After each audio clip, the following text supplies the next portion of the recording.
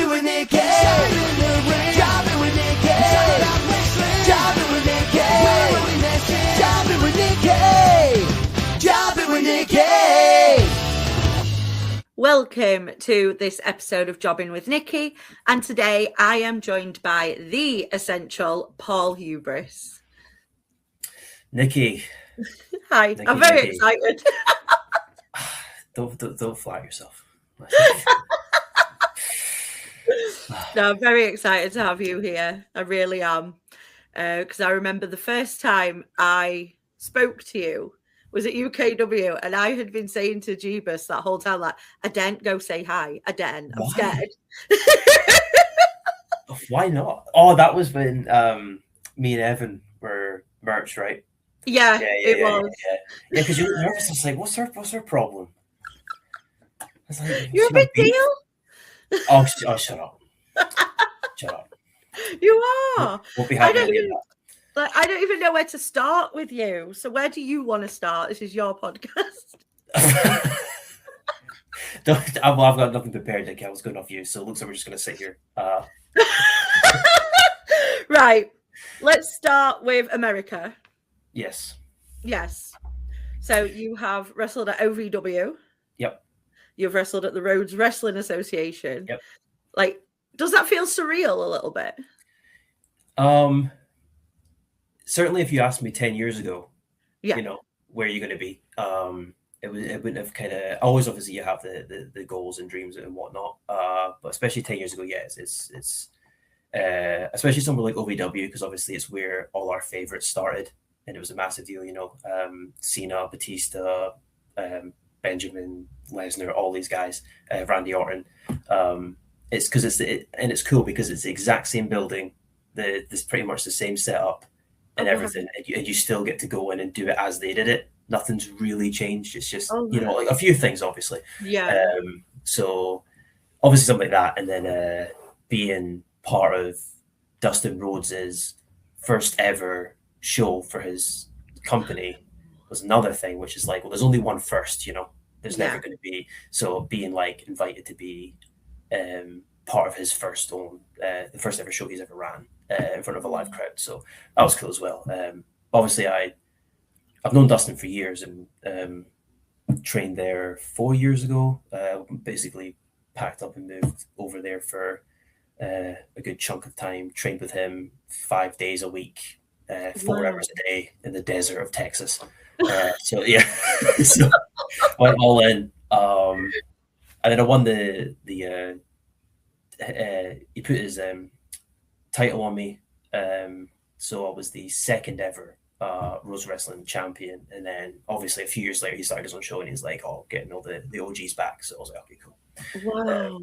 So yeah, no, it's pretty, that's obviously, as I said, there's only one first and stuff like that. It's not on the bucket list, but when it happens, you're kind of like, oh, okay, cool. It's kind of how I've went through. I don't really have like necessarily goals. It's just more like, let's see what we can build up here and start, you know.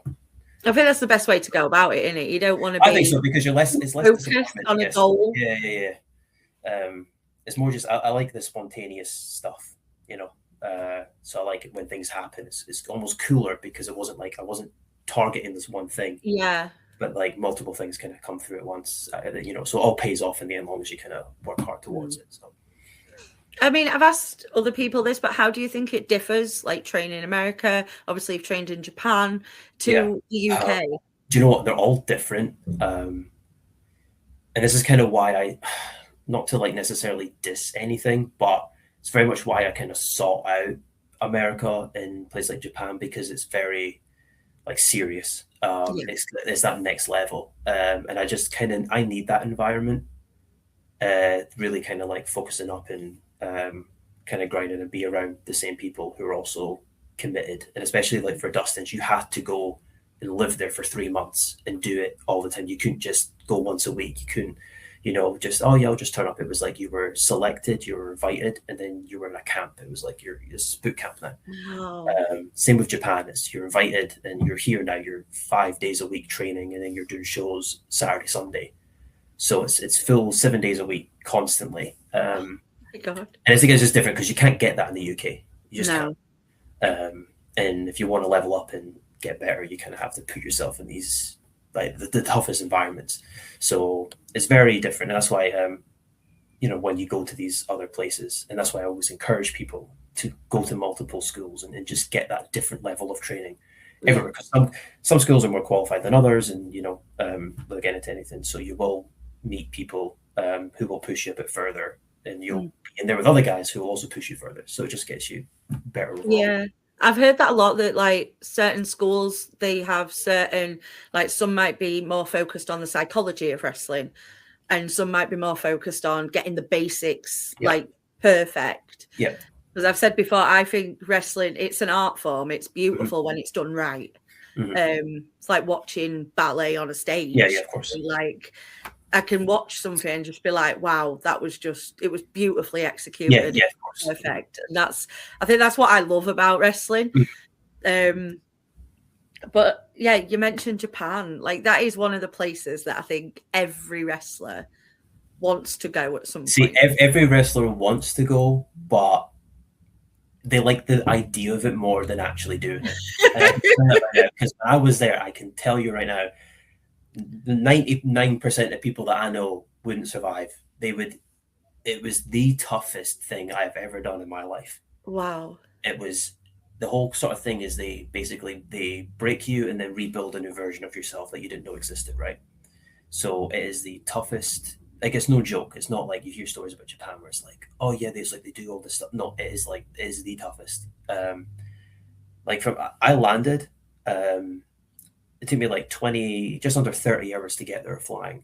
Landed late at night, went to bed, up at 6 a.m. for training, and we just went in. It was just off the bat, like every single day, no rest, straight into shows and all of it, like through jet lag. And maybe that's probably why it made it a lot worse. But yeah, no, it's very much. Even when I was there, I was very like, I knew it would be tough, but you can't actually prepare yourself for how tough it is.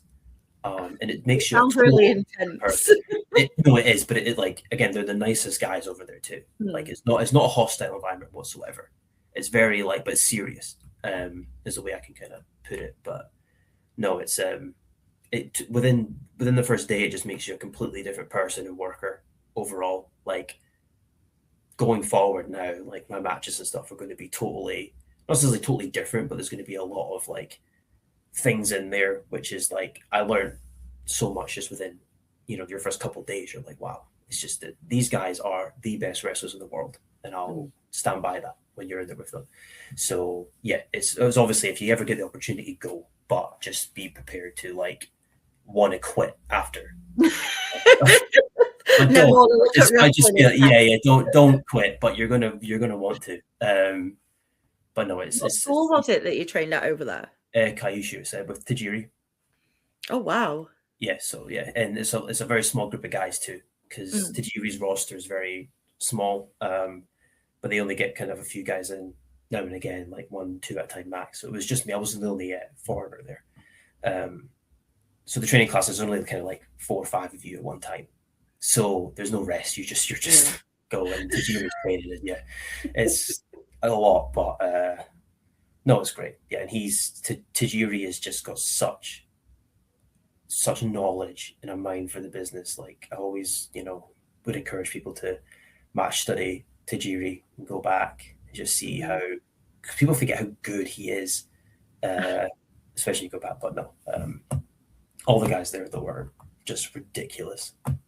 So would you say like you leveled up after you went to Japan? Oh yeah.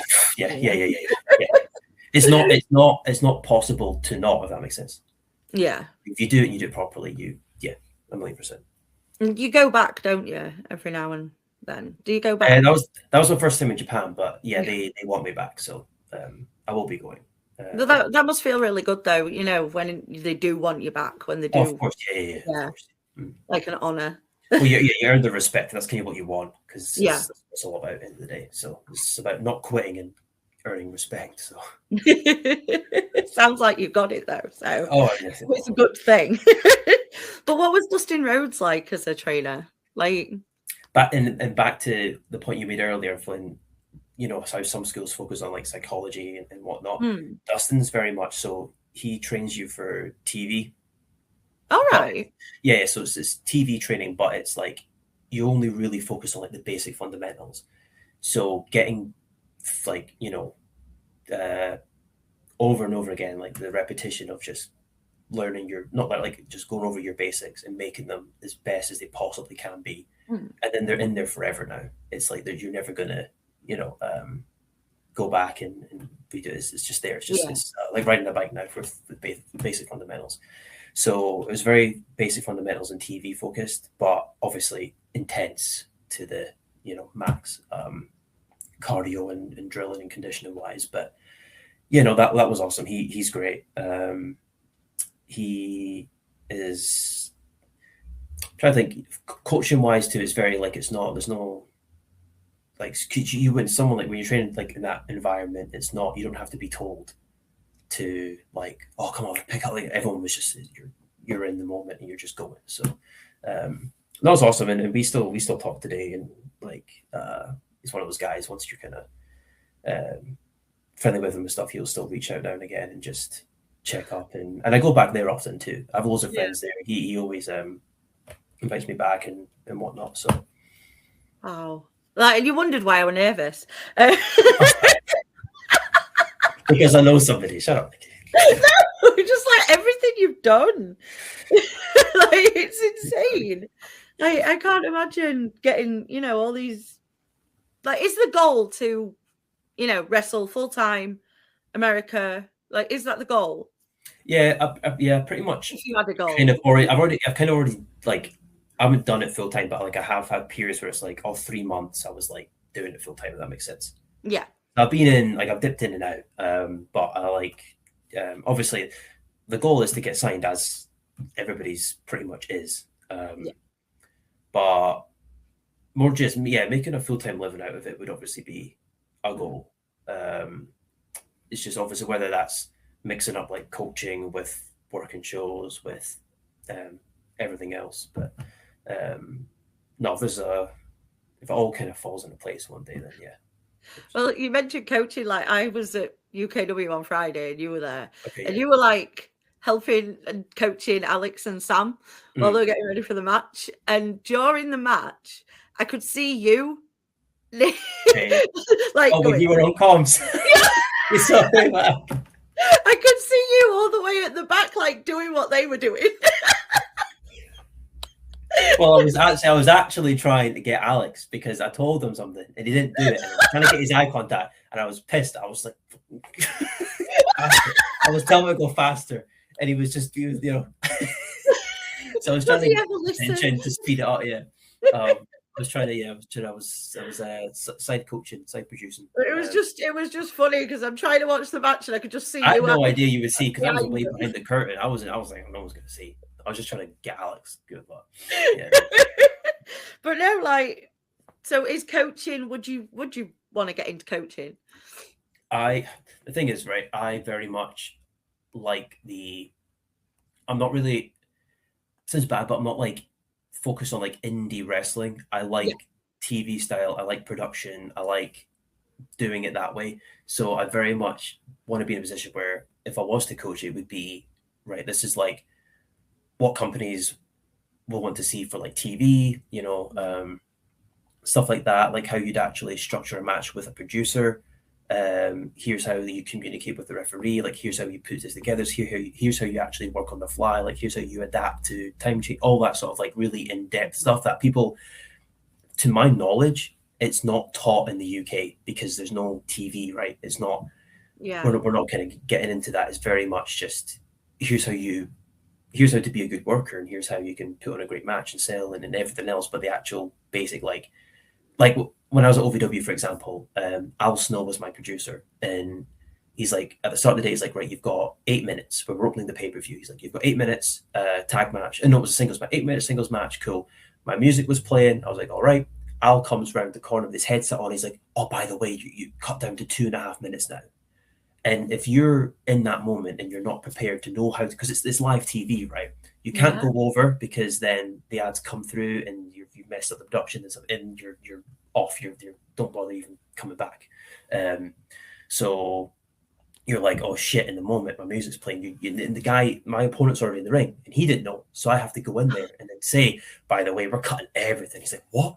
So it's trying to adapt to, you can go in with a plan, sure, but if everything changes on the fly, you instantly have to know how we get to still tell the story without being ignorant, without, knowing what to remove, when to remove it, and communication. That isn't taught, really. So I'd be very like pushy and focus on that sort of stuff. I think that should be taught over here, because like you say, everyone's. But it should, because if you're get signed, and these are kind of the things that they also need to know to get signed. But it even happens on the shows I've been on here, without obviously saying any companies. But the shows I've been on, people are getting told go home, go home, go home, and they're not doing it because they don't know how to cut what they've planned, right? Yeah. So they're still going an extra 3-4 minutes over time, and then I'm the next match, and I get cut, 4 minutes, and it's like, well, all right, because they don't, because they're in there for themselves. They're not doing, and that's the problem. They're not drilled in, it's not disciplined in of like, when we say go home, you go home. It doesn't matter where you're at, and you have to know how to get there. Just because that's something that, again, it's like a pet peeve of mine that I think I can't really tell at all. Oh no, yeah, right. It's not obvious. No. But no, that could be what that can be what you coach over here. But is there a market for it? Do people just want to jump off the top rope, Nikki? Do people want to listen to me rant on about camera angles and? Well, they're going to ask you if they want to get signed and go to America. Well, I'm not signed. That's the argument. Well, you're not signed. What do you know? I'm like, oh, fair enough. Well, let's just all retire. Let's just all retire and don't listen to anybody. Fine, you know better. It's okay. But like, what I wanted to talk about as well is like, recently I've seen you have a match with George Hunter. Yeah. I know you've fought Evan Bishop, you've fought Billy O'Keefe in the past. Like, these, to me, are some of the best young talents that, especially Yorkshire, has right now. Mm-hmm. What's your opinion on the younger talent nowadays? It's definitely better. Like, I've been doing this for 13 years. So I started when I was 13 years old. So I was young. Wow. When I was coming up, you didn't have the young guys like this. But I think that's also because the schools certainly weren't as good, and it wasn't as open. If that makes sense. It wasn't kind of like, it wasn't as welcoming, I would say. It's probably the word. Some of the guys coming up now, it's ridiculous. Like, I'll always put over George. I'll always put over Billy, like, guys like that, because they are just annoyingly. It's annoying because there's guys like that are actually better than some of these, quote, the best, right? Are on the scene. It's like, oh, he's the best. Okay, but like, there's guys that are technically better, and it's okay, but it's just about kind of, it's all positions, right? And it's like, who's in this position right now? That's what it is, and it's a constant competition. Yeah. There's only so many top spots or mid-card spots, and it's just about in what companies, depending, like, you could be the top guy in this company, and you could be better than the guy who's in a top guy for a bigger company, but it doesn't matter because he's in a bigger company, right? So he's better. Yeah. So that's the problem. Some of the guys now, again, it's, especially now with like social media, you've got, reels and clippers and whatnot, and so you can actually showcase all your stuff. Yeah. Now, so, definitely, and I guess, as I said, the coaching is better now, and the facilities are better now, and people are. There's a lot. I think it's a lot more competitive now, so people are really trying harder because there's now less spots because there's more people who are trying to get in because wrestling's obviously boomed. Especially, people are actually educated on. Oh, I can actually go and there's like, because even when I started, I didn't even know indie wrestling was a thing. I didn't even know it existed. I thought it was just WWE and TNA and that's it. There's no other wrestling. I've had so many people on here who's like, I wanted to be a wrestler, but I didn't even know. I just now, because the word is so easy to get out to join schools, so that's why I think it's just a lot more competitive. You're getting a lot more better younger guys kind of coming through. So. I definitely want to see a rematch for you and Billy though. Now he's lost the mullet, and now he's lost the mullet. He's ate old Billy O'Keefe, right? He's eating him. Yeah. And I would love to see that rematch. We both definitely want it. And I think the thing is, that was me and Billy's, that first match was like 3.5 years ago now. And that's what we did then. So imagine like now Oh yeah. we're both totally different workers now. Totally different, way more experience, way more. So I think now it's like, I think without sounding cocky, if it was me and Billy, it wouldn't matter what other match or show was on that weekend, nothing would top it. No. I I don't think. 100% agree. Like Yeah, it's I think people who, well, when they watch it, they wouldn't know, because obviously not many, people weren't there to see me and Billy won. So if it was at another company, for example, people wouldn't know they wanted it until they saw it, and they were Yeah. like, "Oh, okay, we want someone that again." recommended it to me. I was like, give me some Oh, yeah? old matches to watch. And they were like, watch Billy's match with Paul Hubris. I was like, Yeah. okay. Watched it, and it just felt so emotional, so raw, just really, really, I got so invested in it. Mhm. I remember coming away from it just thinking I need to see that like nowadays. Yeah. I remember we had grown men crying leaving the venue that night. I was excited. Yeah, it was just like, okay, well, you can't really get much better than that. But it's like you say, I honestly, like, not just because I know him and that, I think Billy is one of the best. I think he's got everything. But because, you know, he isn't at them bigger companies yet, I don't think he's as noticed as he should be. Yeah, but that's the game, and it's annoying. You know, Yeah. it doesn't. The business doesn't owe you anything in that sense. You got to No, definitely. fight for it. Yeah, but no, Billy. I mean, Billy's doing it the right way though. He's getting about a lot. You see his face on loads of graphics. Eventually, it's gonna, you know. The same with George Hunter though. Like Exactly. He's been doing what, a year and a half, and Yeah. he's everywhere now. Yeah, because I even said that because I first met George. I think he was only training for a couple of weeks, and I met him, and I was like, "Oh yeah, he's got it." And I basically from that day, I was like, "Right, you don't listen to these people." It's just I almost wanted to be like, "All right, you've got something, but you know, if you go down this path, it's not going to be as well for you as this one. So maybe go here. Don't listen to this person. These people are good to listen to." He's like, "Okay, cool." And he actually listened, and then here is that, you know. I know. So, there you go. He's taking it next level. Like he's up there now. Let's talk about your UKW, you know, history there. As you've held the word title, you've been there. Nikki, I made it a world title. Oh, okay. Yeah. You made it a world title. Yeah. So who did you beat? It did look earlier. Oh, it was years ago. Heavyweight was JPR. I beat him, and then I won it, and then I went over to America with it. And then because the TV, it was JPR. You took it to America. Yeah. Yeah. I won it on like the Saturday, and then I was flying to America on the Monday, and then they had me like defend it over there. So. Oh wow. Yeah, you should have done the whole CM Punk and took loads of pictures of it, like in the fridge and on the plane. Well, I was annoyed because I had to fit it in the suitcase. I had to sacrifice clothes. I was like, because I only travel hand luggage. I don't check bags. So I was like, oh, okay, well, I'm just gonna have to. Yeah, so it was a pain in the ass, but it's a world title because of me. So you're welcome. Okay, right. Thank you. Let's talk South Korea. We haven't mentioned South Korea yet. So where do you train over there? Well, I don't train in South Korea. I got asked to wrestle there. That was phenomenal. Like, so that was like, it's my first time in Asia.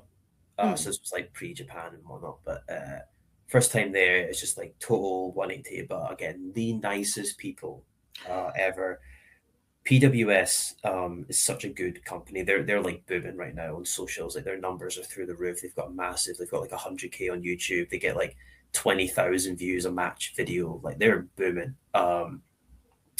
They just did like 3,500 seats too in an arena. They're going up. Wow. The crowds there, they average like 1,000 people a show.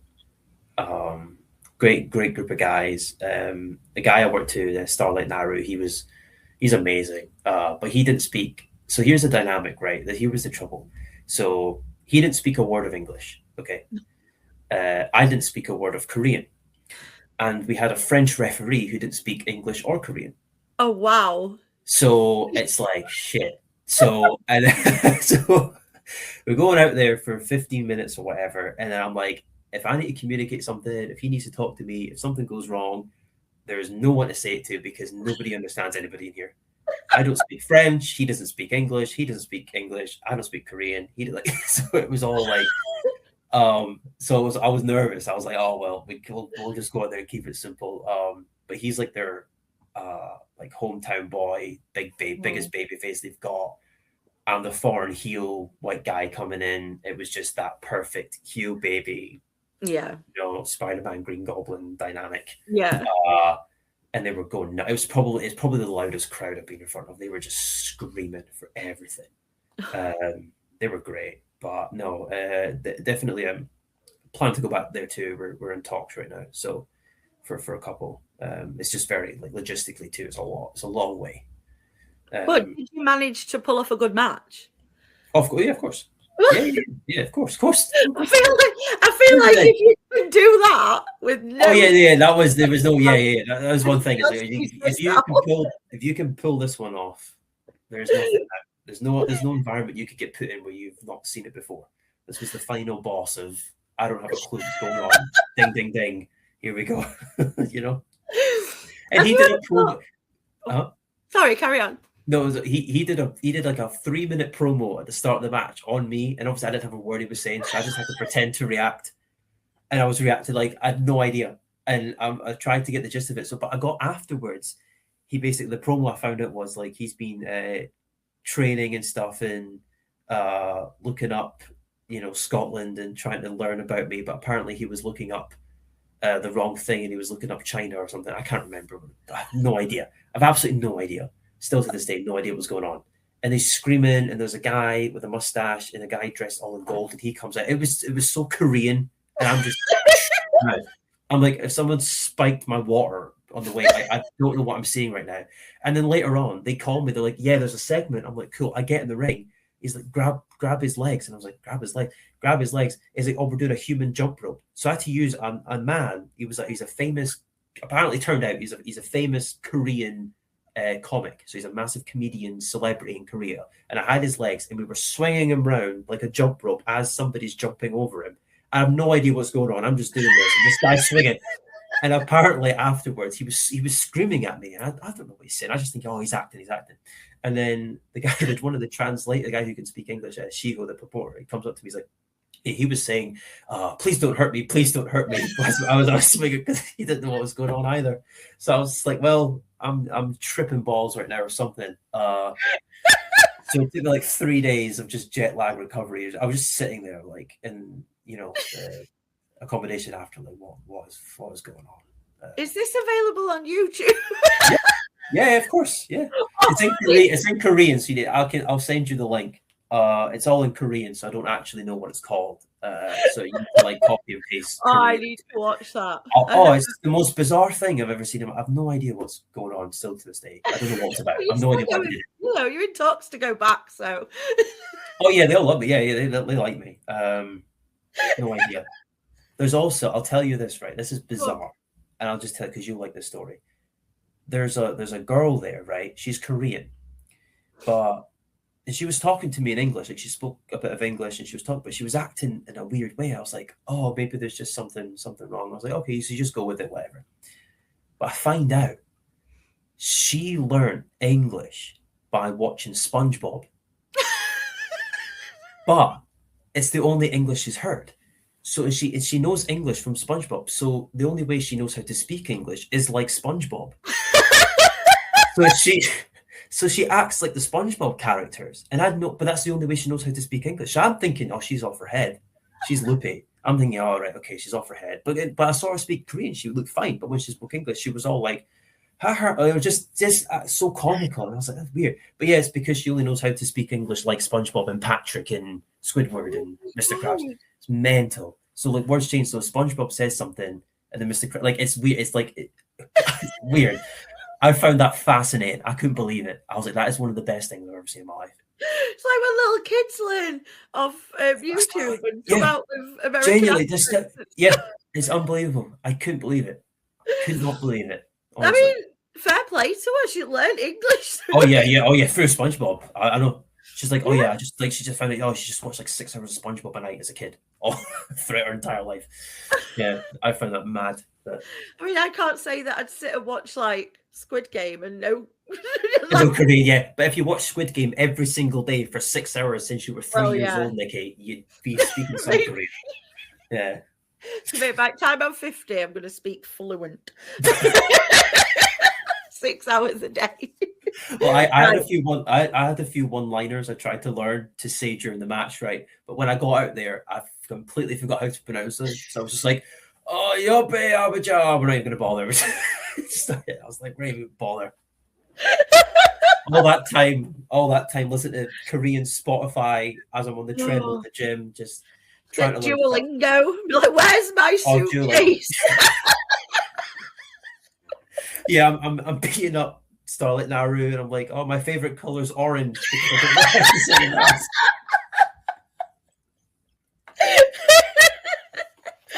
Yeah. Right. I did learn a lot of Japanese though. I can speak Japanese. Oh, can you? Yes. That's good. So we got one right. Well, that's what I was going to ask actually. Have you ever considered Australia? Do you know what? I do have friends out there, and they always say, they'll message me now again, being like, "Oh, you coming over soon? Like, there's a few shows that will book it and whatnot." So, if I ever have the spare bit of time, because that's another commitment of just and these travels, I spend too much time on airports and planes and have travel horror stories. I need to mentally prepare myself to go. Here we go again. Through China, through all this, through Dubai, and you're just like, it's long. But no, Australia definitely. Same with New Zealand. Yeah, I've got another friend out in New Zealand, and he wrestles there, and he's always saying, "Oh, you should come." I was like, "Oh well, get all the continents." You should do. I've watched some Australian stuff in past, and I just love it. Absolutely love it. I've never actually watched it yet. I didn't know if it was. I'm trying to think of the promotion, but I can't think of the promotion. No.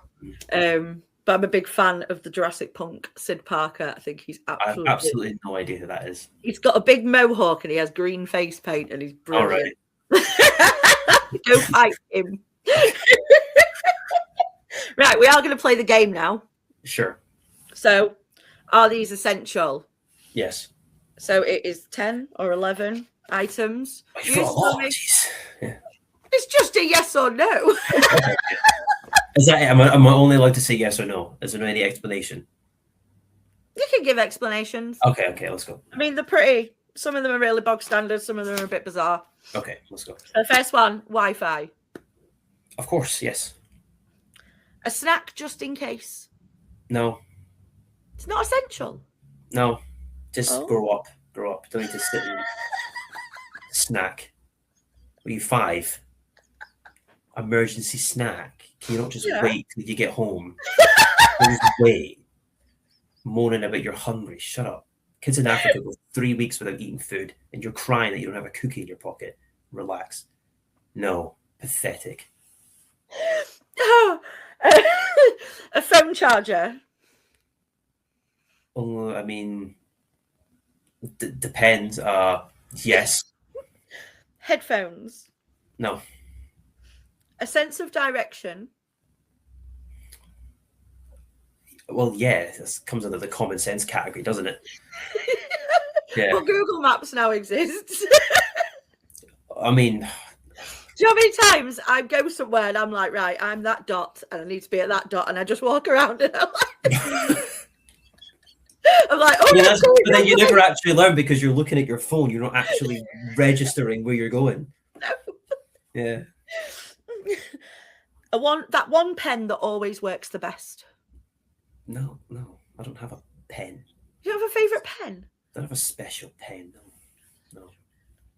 Do you have a backup plan for the backup plan? I never fail, so plan A is the only plan. I have to have like 5 plans, just in case. I'm one of those that, right. Yeah. It's off an hour early just in case there's traffic and I get stuck or I need this or I need I mean, yeah, I'm competent. Yeah, if that's what you mean. Yeah. I don't have it's not a backup plan though, it's just being punctual. That's what I guess. say. Yeah. Socks that match. Oh yeah. Yeah, psychopath, you're going out in different coloured socks. No. Get in jail. No. That screenshot you never look at again. Oh, my phone is full of them. Yeah, I need to go and wipe. Yeah, Are they essential though? absolutely not. No, absolutely not. Most of it's just off my lock screen, to be honest, because I accidentally like clicked to turn my phone on and I hit the sound button at the same time. So I just got like 50 different 500 screenshots of the time. What's this? It's too tedious to like go through and delete them all. Something like that. It is. And the last one is a random cable whose purpose is unknown. Oh, I'll keep it. Yeah. Always keep the cables. It'll fit into something eventually. Yeah. Now, George Hunter asked, which UK talent would you like to work with? That I haven't before, or is this just? I don't know. I haven't before. Probably I haven't before because that would imply.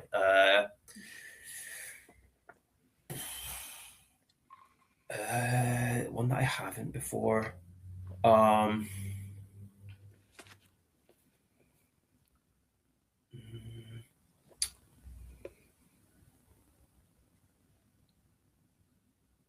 You know, because we used to train together up at ICW school, GPWA, in Glasgow. It's a guy called Leighton Buzzard.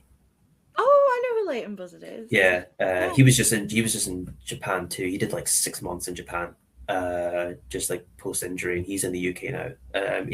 He's on Rev Pro, pretty consistently now. It does kind of like lower southern England, kind of that Wales and kind of through under. But no, I'll probably say Leighton Buzzard. Yeah, just I think that would go down pretty well. So did you used to train at ICW then? Yeah. Yeah. Yeah. When it was up there, and then that's when I went over to. Then COVID hit, and I was like, right, I'm getting out of here. We're bouncing. Yeah. So went over to the States, and then basically grew the career from there. So yeah. That makes sense. I used to love going to ICW. Oh, you used to go up? Did you drive up? Oh no, I never went to Scotland. Though when they started. Oh, well, yeah, okay, yeah. That's how I first met Drew McIntyre. Okay. Was he still not signed when they were touring? He had just been released. Oh, were they touring that early? Yeah. I think it was 2016-ish. Okay, because I trained with Drew when he got released. Did you? Yeah, so it was like he was released and then he came back to Scotland. This was I think just before he started doing shows on a regular basis. But yeah, he would I trained with him. Obviously, this was it was young. There's actually a photo of me and Drew training together. I do have it, but it's a photograph off a really old computer. So it's all like blurry and see, I didn't realize they were touring that early. It was that just like when they came? Did they do like it was like twice a year? They did like Newcastle and then they did. I went to Sheffield. I saw it in Sheffield. I didn't realize they were doing it that. Oh, okay. Yeah, it was Sheffield. I met him because I'm a giant loser and he signed my arm and I got it tattooed. Oh, did he? So he knows who I am. Well, he did. There's his signature. Oh yeah, shit. Yeah. Oh, cool. Yeah. And then I went through his phase of when he wasn't signed. He was everywhere. Yeah. And in the UK, and I seemed to be at everything that he was at. And then there was a TNA show, and he was like, "Hi, Nikki." I was like, "Oh my god." Like, he knows my name. I was really happy. He probably won't remember me now, but I bet you he will. I bet you he will. I don't really see it. You're not. I would say you're forgettable, Nikki. Don't know if that's a compliment or not. No, it's a compliment. It's a compliment. No, people do tend to remember me. I'm that really loud one. So what would you say has been your biggest highlight of your career so far?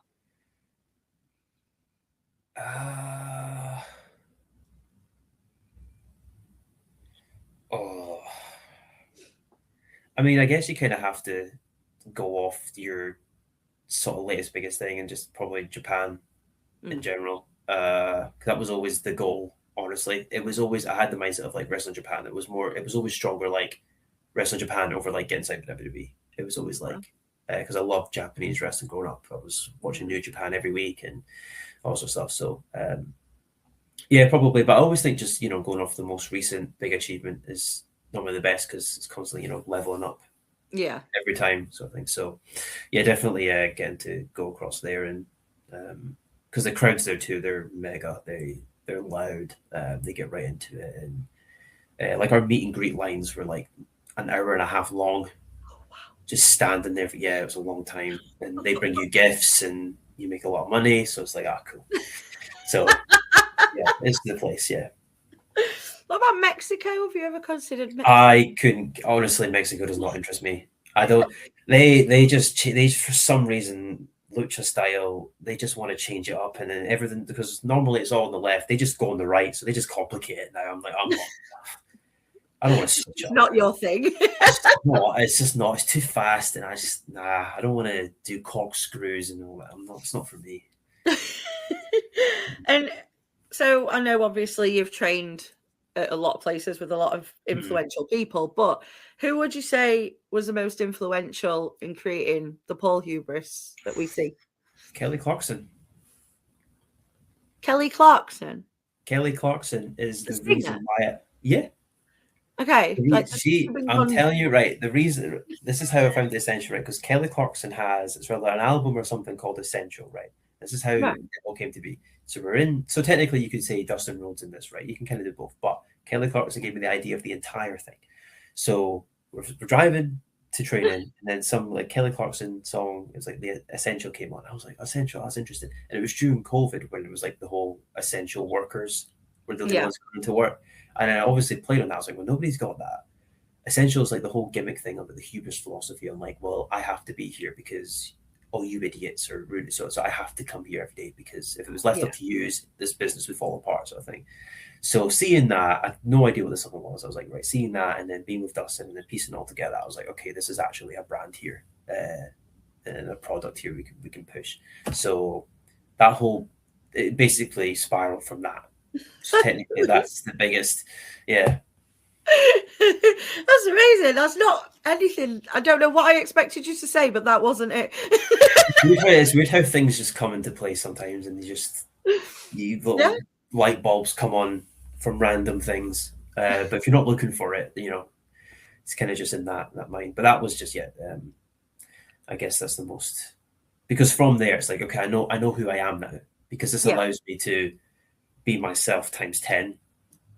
So it's like it gives me a platform to like put worldviews on, etc., and how I feel about like the general public, but amplify it, to a fight. So, Nikki, you should see me in public. You should see me. You should see my face in a supermarket or a train station or just anything. I kind of imagine it. I can't be around.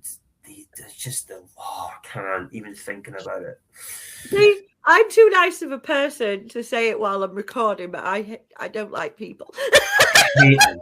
Oh, thank God someone said it. Oh no. No, people can be the worst.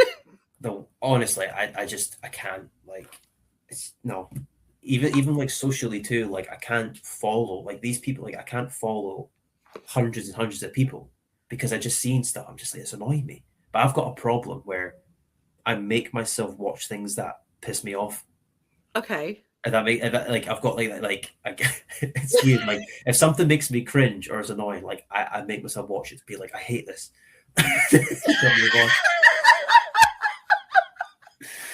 So yeah, I'm trying to work on that. That's why I don't follow the thing. I just can't because it winds me up. I can't watch the news. Your Instagram feed is just full of stuff you hate. Oh, if you saw my reels, I'd get cancelled. Same. Take me to jail, Jesus. I found a really funny man earlier, and I ended up watching him for an hour. Just his whole thing is that he sings songs not in time. Right? Oh no! And he's just an old man who's singing Oh. songs wrong. And I was watching it for an hour. That's how Oh, I no. passed the time till I'd this. lose my mind. I've got like it's stuff like the news. I can't watch the news. It's banned in the house. I can't because if I hear them talking about it, I'm like, no. I'm getting warmed up now. I can't deal with these idiots that live. We breathe the same oxygen as them. I can't. I don't want to think about it. I can't watch the news for a very different reason because it's too depressing. But Well, one of them, yes. Yeah. Oh, I can't. I'm just like, what pathetic things going on now? Just, so winds that's me up. why I class wrestling as like my escape from the real world. Oh, yeah, 1,000,000%. You know, you can be that extra bit of character. You can say, course, like, especially thinking when you're a about it. heel, you Yeah. can say whatever you want, really, can't you? And more or less, it's okay. Mhm. I definitely think I might end up doing a heel turn at some point. Oh, yeah. You just need to smack Red Bronco with the ring bell and just get it over with. Oh, I can't smack Brocco. Yeah. Oh, come on. Everyone heel turn Bronco eventually. We all get sick of him eventually. No. Yeah. Look after me. Nah. Me and Bronco had a street fight once. Did you know that? Really? Yeah. Oh. Basically, well, it's up for debate. You get hip tossed. Onto a stack of chairs, yeah. He monkey flipped me onto them. Bloody Bronco. Who's this? Rock and Roll Express. There we go. It's like, well, that was all right. Place went nuts. I was like, all right then. But to be fair, it was after I entered the Rumble. I lost the title at the beginning of the night. Then I entered the Rumble later on because Mustafa Khan won the title. He wasn't in the Rumble anymore because he won. And I was like, well, screw it. I'm taking his place. But Bronco's like, no, you're not. So I come out. I beat Bronco with a chair on the stage, grab the mic and say, I'm number 3. I get in there. And then that sets up for a street fight. And then I got fired. And then, I got suspended. And then I got fired. And then I had to fight back into a position where I could fight for my job back, and then I got my job back. So it's been a roller coaster, I tell you. Listen, I've had my time. Are we going to see you back there? Say again, sorry? We're going to see you back at UKW and not just through the curtain directing traffic. Well, I'll only go there to shout at Alex and tell him what to do. So I'm down. Yeah, I'm down for work or whatever. But I mean, I don't know. I think you should. I don't know. When Evan's healed, we need to see another match with Evan as well. Well, technically, I didn't. Me and Evan only briefly touched. We had a little 30-second bit. That was, Oh well, then you need a proper match. It was a tag match. Yeah, exactly. So you have to when he's better and back in working order. Yeah, but he's got a snapped leg or something. I don't know. I think he's not sure what his injury actually is. I think it was his pelvis. Someone. Oh, was his pelvis? Oh, that rings a bell. Actually, yeah. Yeah. Someone did tell me, but I just forgot. I knew it was something to do with the lower part. Yeah. Yeah. I saw him on crutches for the first time, and I nearly cried. I was like, "Oh my god!" Oh, I just felt so sorry for him. So, where are you going next? Where's the next one? I have a. Where's the next? I'm just trying to think. What's the first one? It's where are we now? January. Like, yeah, the beginning of February. I can't remember exactly what day it is. It's a company called W3L in SWE. It's 2 Scottish promotions. They're joining up, and we're doing. There's like a big show. It's in a massive like corn exchange venue. Oh wow! So that should be super cool. Yeah, it'll be a couple hundred people there. Yeah. And W3L is good because they've got a partnership with Progress. Progress Wrestling, so they share the stream platform. So a lot of like the Progress like production guys are up there. So it's quite TV presented, which is kind of my there you go thing. So so I do like working for W3L. They've got a good crew there too, very professional. So so that's the next one coming up. It's for the second week of February. I think it's the 15th of February. I don't want to get it wrong. 15th of February. Yeah. So that's the certainly, especially after Japan and whatnot, and I was like, okay, my body needs a little bit of Yeah. that was it. So making sure when come back, it's like, oh, we're good now. And I was on this horrible cut. So I was like, I need to get shredded. So I was on this horrible cut. I wasn't eating. My diet was so strict. I was like, oh, I feel so fatigued. Got to the weight. I was like, okay, made weight. And then now I'm just kind of like on the reverse phase now and just putting size back on. So that's kind of that was my focus for January. Wow. But yes, we shall see. Surprise! I'll tell you this, Nikki. There's surprises. Oh. Yes. Prizes. I like surprises. Yeah. But that is it. That's all I got for you. That's it. Yeah. That's it. That's it. Oh, well, thanks for having me, I guess, Nikki. That's it, everybody. Well, Nikki's had enough. Nikki wants to go to bed. Do you know how short attention span is nowadays? That's ridiculous. And that's another thing that I tell people when we're working. I'm like, do you realize how easy people change the channel and sit on their phone and pull up TikTok when you're wrestling? You're boring. Here's how not to be boring. Here's how you keep their attention without doing, because they all think they have to do 50 million flips to get attention. It's like, no, here's things you can do without killing yourself. That's a good start. If you can do stuff without killing yourself. That's a great start, but some people they can't help themselves. It's like ding, ding, ding. Why? Oh, shoot star. Okay, well, there we go. I love a big flashy move, but I do think that there doesn't need to be like 10 in a match. No, but the problem is most people are watching younger guys now and whatnot are tuned into AEW and could arguably be half the stuff there is just a bunch of what's next because they're in competition to be better. It's just like all stems from somewhere. And it all comes, it all comes down to social media as well, though. Yeah, and that's the game now, isn't it? It's what gets the most clicks, what gets the most views, how many views can my reel get, what do I have to do to get in? That's the way it's changed. It's not about necessarily being the best worker anymore. It's about being popular. That's what it is. Yeah, it's the same as anything in it. The popular. But then, as I always say, is like Stone Cold, for example. He had 2 moves. All his matches was strikes, and he had 2 moves. That was it. And he was the biggest deal for a decade. Well, not really, but yeah. So, no, I 100% agree. I know wrestlers who've had to have matches with people that have been like, well, we want to do this move, this move, this move, this move, this move. And they're like, why? I can't keep up.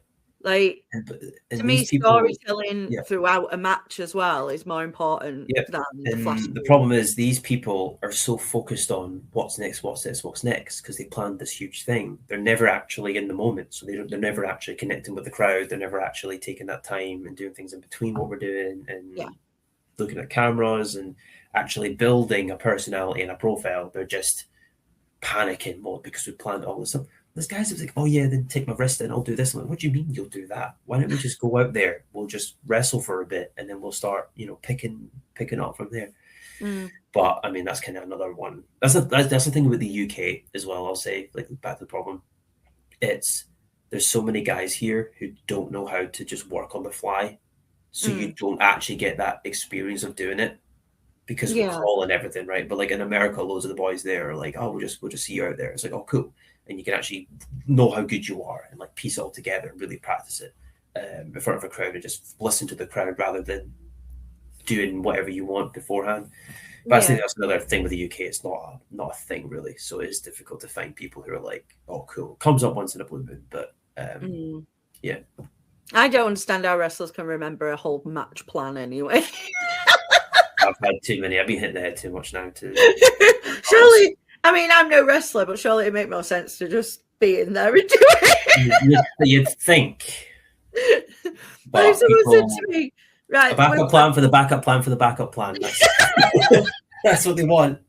But it's like someone said to me, you've got to remember this entire 20 minutes of stuff. No. I wouldn't be able to do it. No. I have to write things down for my podcast or I wouldn't know what I'm doing. No, but that's professional. Every interviewer writes stuff down. I like to have notes. Well, of course, you should. Yeah. Notes and doodles. I always doodle as well. While I'm waiting for the person, there's doodles What everywhere. did you draw? Doodle random stuff. You've got a weird box around your name. Okay. Right, I am going to let you go. We'll wrap this up. And if anyone's made it this far, thank you very much. I would say if you see Paul Hubris is on a show near you, go. But I don't know how many of you live in Japan. Well, my main focus is actually England this part of the year. So, oh yeah, he's staying with us for a bit. Bloody Yorkshire, eh? Or whatever you call it, Sheffield, Yorkshire. Stay in Yorkshire and knock about here for a bit. All right. Get that rematch with Billy. And somebody needs to book it. Somebody book it. That's going to be the whole clip. You want to make some money. You want to make some money. You want to get people in your building. You want to have a good match, and people are going to talk about book me versus Billy. It won't cost you very much. Yeah, I'm gonna message Billy straight after and be like, we need to book this bloody match. Oh, Billy, do it. God, give the people something good to watch. You know what? I'll hire a ring, and that can be it. Do it. Do it. One match. Yeah. Just that's it. Give us 60 minutes. 60 minutes. 60 I know. minute Actually, don't do that. match. Oh no, Jesus Christ, no. Billy. Nobody. Actually, nobody book that. Nobody. Please, I'm doing it. Nikki Promotions. Right? It's just gonna be you and Billy. Just in some like warehouse, like the Thunderdome era. Nobody's coming. You use my trampoline in garden. Right, no. Listen, there's companies I know studies started on trampolines, so we're not going back there. After a joke. Nikki's backyard wrestling. There we go. Oh. NBW. Jesus Christ. Right. I am going. This is So. getting flipping weird. Right. I have been Nikki, as always. This has been the incredible Paul Hubris. So yeah, while he's in England, go check him out. Go check his socials. Go see how good he is, if you don't already know. And thank you for watching. Paul, thank you for joining me. Thank you, Nikki. It's been great. Bye.